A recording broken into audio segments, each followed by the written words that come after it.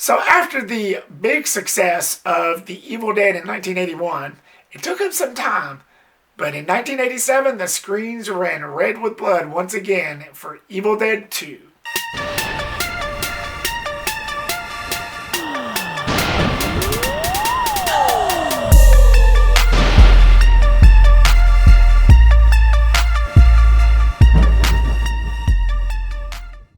What's going on, guys, and welcome back to my Evil Dead film series review, which I will be going over every single one of them leading up to Evil Dead Rise, which is just around the corner, followed by my rankings, so stay tuned for that. And my original review of Evil Dead is down in the description below, so check that out when you can. Thank you so much, guys, for clicking here. As always, I really appreciate it. So after arriving at this cabin in the woods with his girlfriend, Ash comes across this ancient book and this tape recorder with a man's voice reciting these demon incantations that unleashes evil forces. Now, I know what you're thinking. Is this a sequel? Is this a remake? Is this a requel? Same character, same actor. Why the hell would you put yourself through that? Did you get brain damage during the events of the first one? Let me explain. It's basically a rights issue. By the time they got around to filming this company called Rosebud, which is who distributed this, which is technically not a film company. It never was. It was specifically designed to release this film. The producers basically wanted to release an unrated film, and no big studios would let them do that. They wanted to release the goriest, the most bloodiest sequel they could ever release, and no big time studio would let them do that. So this Rosebud, somebody decided to create this Rosebud film company specifically for this film in order for them to have them do whatever they wanted. But the only catch was they didn't have no rights for that original film. They didn't have the rights. They couldn't film any content or explain anything from that original film, which is kind of ironic because they didn't have the rights, the film rights to their own property. It's kind of funny when you think about it. The point being, it all came down to a rights issue to avoid any legalities. So they had to refilm that whole entire beginning scene that you see for this sequel. However, there is a shot that was in this that was kind of specific and kind of the same as the last shot of the original, to where you could play that out and re-edit it as one long event, down to the T. Think of it that way if you've got the technology. I mean, Bruce Campbell actually said this in a video. You can look it up here on YouTube. It's as clear as day. But Bruce Campbell actually said the same thing. Just forget that whole entire beginning thing that they filmed for this and just film it as one long event along with the original. Rant aside, it all just came down to rights issues. All these years, I know that's been a thorn in everybody's side. Like, was this a requel? Was this a remake? Or a sequel? It's a sequel. Just forget that whole entire beginning part and you'll be fine. Rest assured. If you don't know, now you know. Notorious B.I.G. Nevertheless, it didn't stain the experience. I never really was bothered by it. Most of the time, I just skipped through it. I mean, that's all you gotta do. Just forget that whole entire beginning part.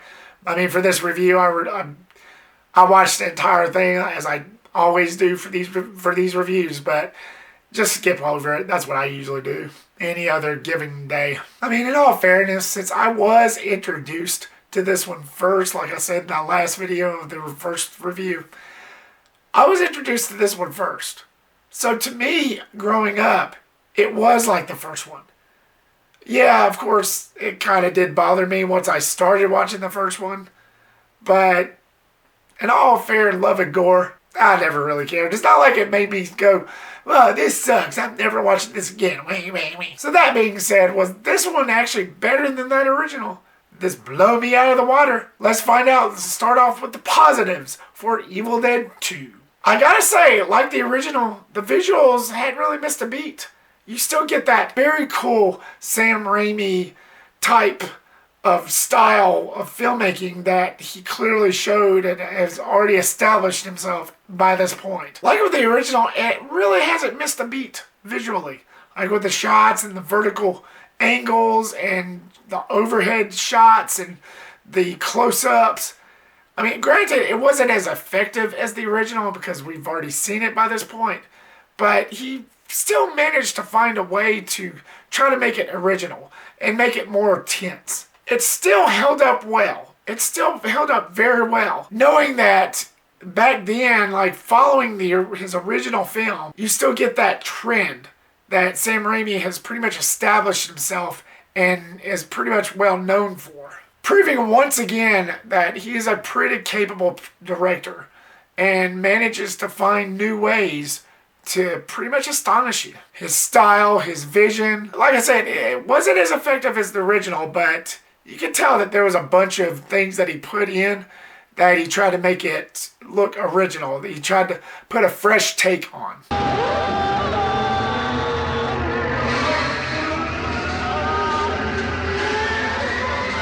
Then, of course, you get all those moped shots. I gotta find a better term for that. But you get all those shots to where I said in the original review what this series is known for, especially to me, with those wide-angled moped or car shots or whatever the hell he used for those shots. I do believe he said he was on a moped or a bicycle or something. Something that goes fast.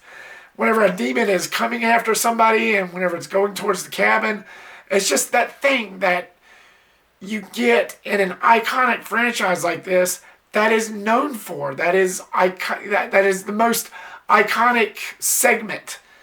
It's just the most well known for, and you get it even more in this, even more so than the original.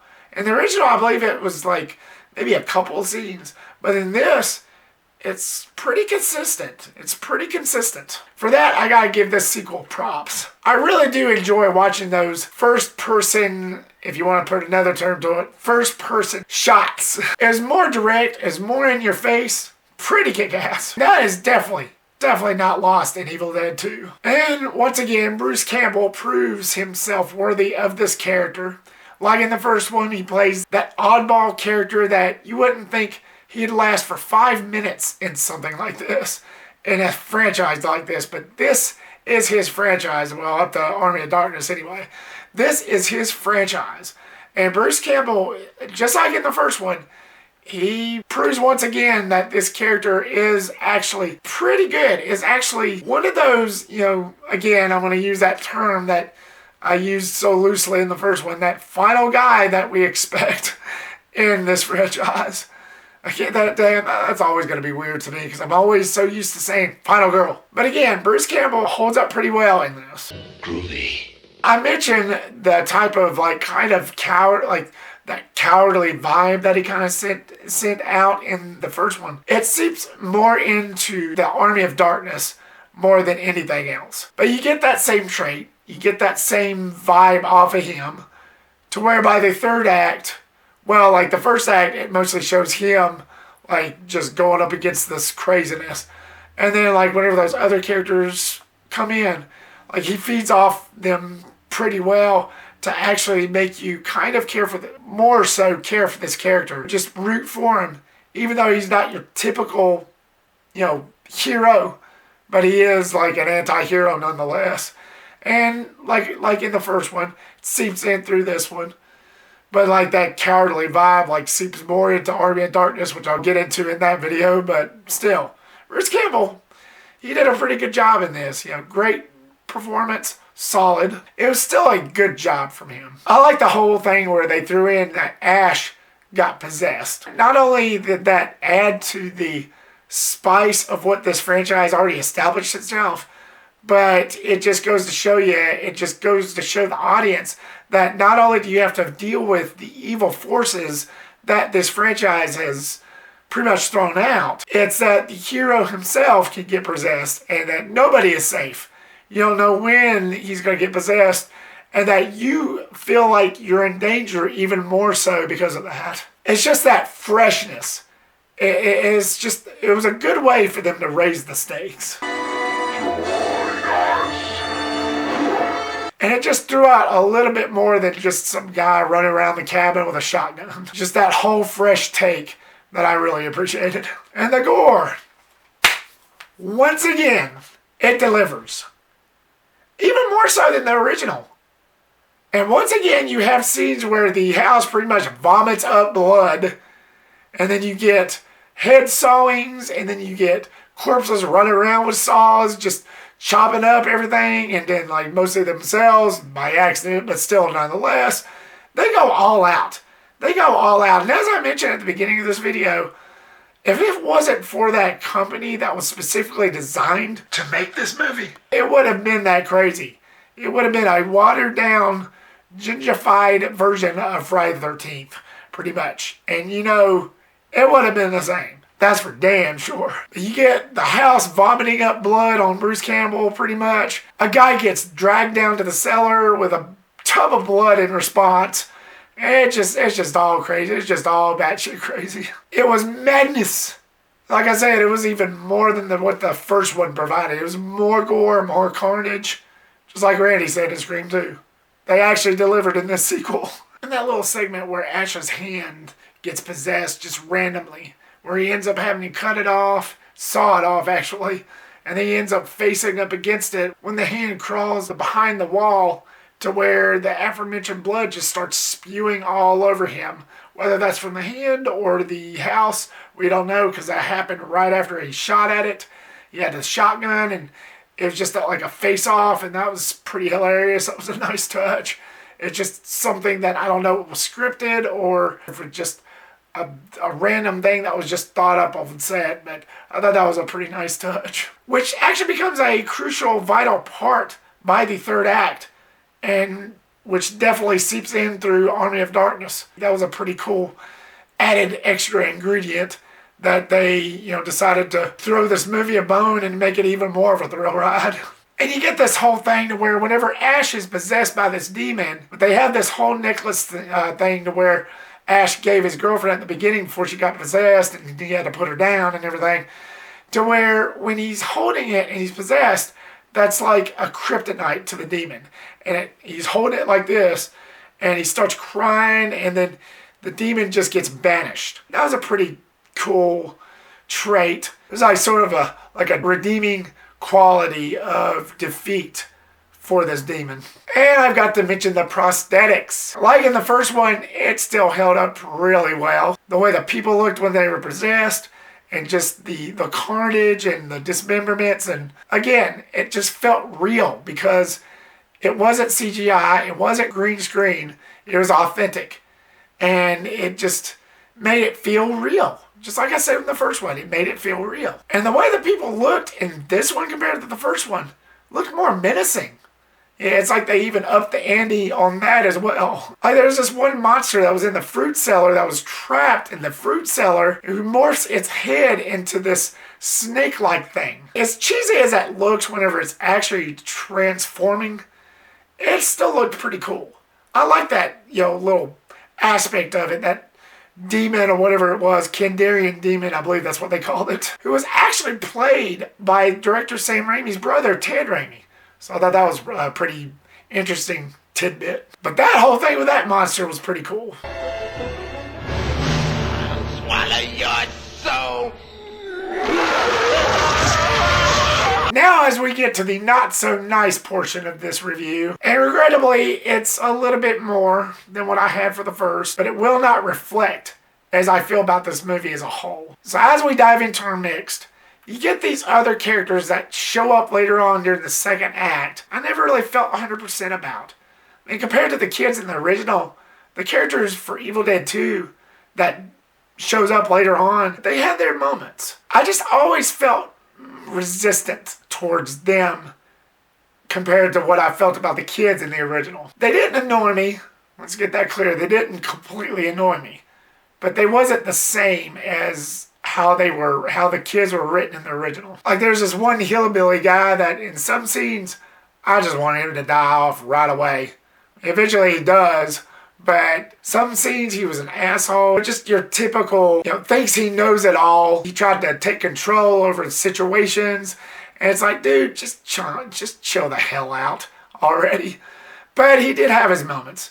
He had some funny giggling moments, especially like right at the end, right before he died. He got some chuckles out of me. And then you got Annie, who's basically a character of the guy that was at that cabin before Ash and his girlfriend ever showed up, who was the man's voice on the tape recorder. She's the daughter of that character. She also got some chuckles out of me, but she's never really was a character that I particularly cared for.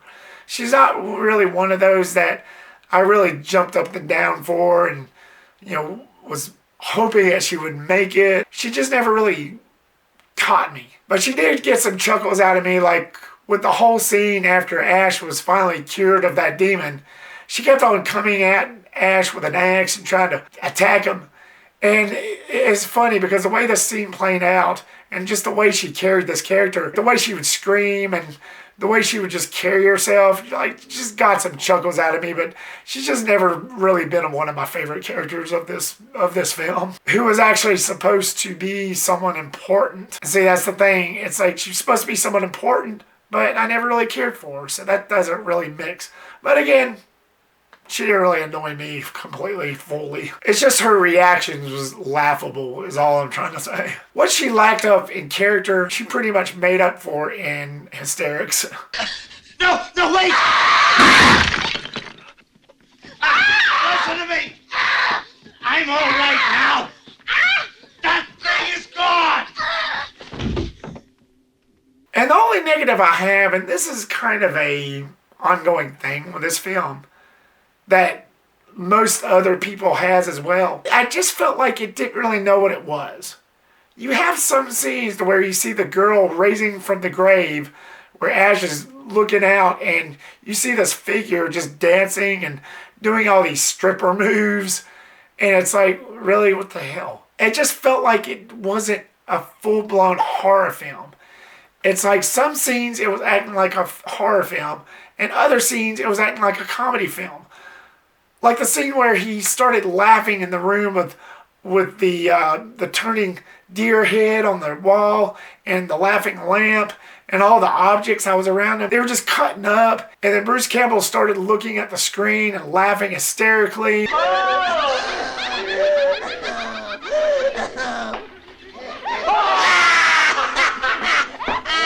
I just don't quite feel like this film knew what leg to stand on. Was it a comedy or was it a horror?